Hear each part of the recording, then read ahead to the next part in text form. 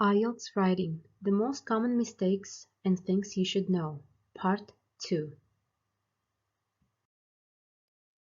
We'll continue reviewing our Part 2 of the most common mistakes and things you should know by reviewing parallel structures. Parallel structures are structures that follow the same pattern. So for example, when you write with a parallel structures, your writing has a pattern that is easy to follow. It helps make your ideas easier to understand to other people. So for example, in English, we have different types of parallel sentences. And the first one we are going to review today is a subject parallels. So for example, here you see a couple of sentences we have. And the first one shows parallel. So for example, play and study are two ways children can use a computer. As you see, play and study, words are in bold, and they are parallel in this case. And the following one is another example of parallel sentence. Playing and studying are two ways children can use a computer. So here we have, instead of, for example, play and study, we have playing and studying. So we added ing ending. And the next sentence after that is not parallel. So you'll understand shortly why. And here we have playing and study are two things children can use a computer for.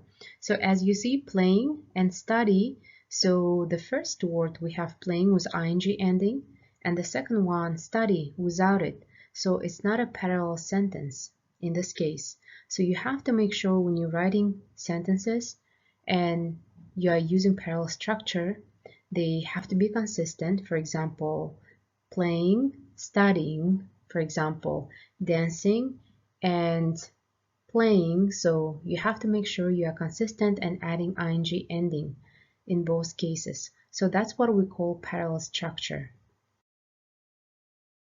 The following parallel structures we're going to discuss are verbs, adjectives, and passive voice. The first one is for verbs, and we have a verb parallel structure sentence here.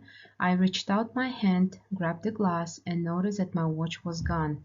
As you see in here, we have highlighted words, or in other words, words in bold, reached out, grabbed, and noticed. And it's going to be parallel because all these words are in the past and all of them are verbs. So that's why this is a parallel structured sentence. The following one is not a parallel one, and here we have the village has grown and becoming more prosperous. As you see, has grown, it's a perfect tense, and becoming is continuous tense. That's why the sentence is not going to be parallel structured. And the same goes for adjectives and passive voice. So for example, for adjective, as you see, we have an example. Maple syrup is a popular and tasty treat. This is parallel because popular and tasty, they are both adjectives in this case. And the following sentence, maple syrup is a popular treat and also tastes good. So as you see, popular, it's adjective, and taste, it's actually verb. So that's why this is not a parallel sentence. And for the passive voice, it actually goes the same. So the house was painted, the roof was repaired. Parallel sentence, and not parallel sentence would sound like this. The house was painted and we repaired the roof. So as you see, was painted is in the passive voice, repaired is just a past simple tense. So you have to make sure when you are writing your essay, you are very careful with your parallel structure and you double check and revise your essay carefully. Now we are going to talk about punctuation, and the first one is the most common one. It's a full stop, or we call it period in America. So you can see the sign how it looks like. And full stop or periods have three distinct uses, so we're going to discuss that. The first one, we use period to mark the end of a sentence. So for example, when you finish your idea, you need to put a period. So the cat is completely black. So I'm a teacher, period at the end, right?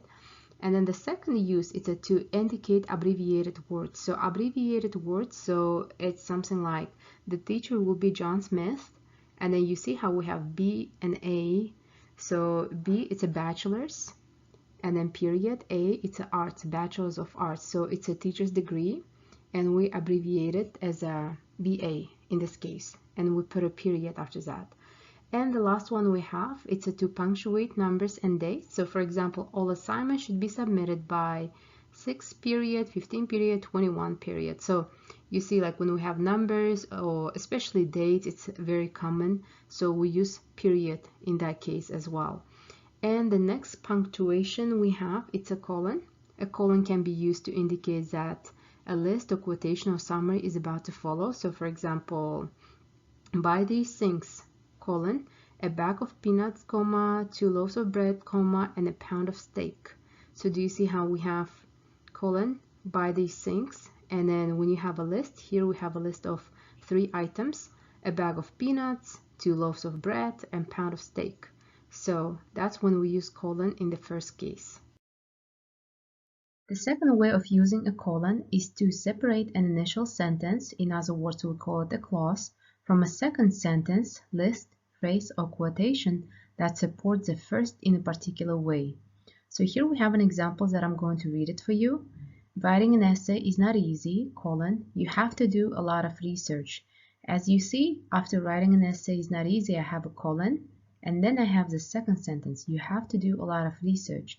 These two sentences, they support each other. The second part of the sentence supports the first part of the sentence. And this is one way of using a colon. And now we're going to talk about commas. So this is one of the most common and favorite probably punctuation for some students because they use them a lot. They overuse them sometimes. And there's some students who don't like to use them at all. So we're going to discuss how to use them properly and know exactly when and how to use them. So as you know, commas signal a slight pause, but not a complete stop. And I understand why they're tricky because they have a lot of rules. So we're going to discuss a couple of them today. So the first one, you need to use commas to separate items in series. A series contains 3 or more or similar items in a row. So here we have an example. The girls like playing golf, comma, reading books, comma, and riding horses. So as you see, this is items in series. We have 3 things. Playing golf, it's 1, reading books 2, and riding horses 3.